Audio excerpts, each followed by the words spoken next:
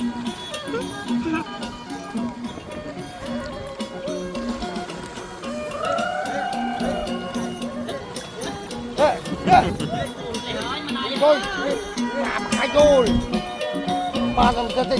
រាន់តែបើកក្បាលវីដេអូផងឃើញពូនឹងក៏រំខ្ញុំគ្រាន់តែឃើញគាត់រំក៏សប្បាយដែរហើយរដូវកាលហ្នឹងគឺជារដូវកាលគេកំពុងតែពេញក្នុងការបង់ត្រីហើយត្រីគឺច្រើនមែនទេនៅខាងចំណោមខាងរហ័សទឹកចំពោះវីដេអូនេះគឺជាវីដេអូដែលជួហើយដែរប្រហែលជាខ្ទង់ប្រហែលជា3ខែមុននេះទឹកកំពុងតែសម្រុកឡើងខ្លាំង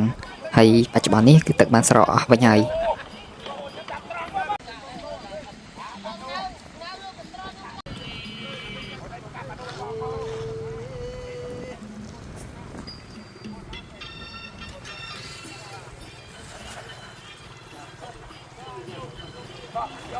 ចំពោះឧបករណ៍ដែលគាត់កំពុងតែប្រើនេះខ្ញុំក៏អត់ដឹងទៅហៅស្អីដែរព្រោះខ្ញុំមិនជាអ្នកបង់ត្រីខ្ញុំក៏អត់សូវច្បាស់ដែរគាត់ថាពេលឃើញកាត់ដងហ្នឹងសប្បាយវាបានមិនច្រើនហ្មងវាបានមួយដែរប៉ុន្តែបើសិនជាយើងចំកន្លែងដែលត្រីច្រើនក៏យើងបានច្រើនដែរ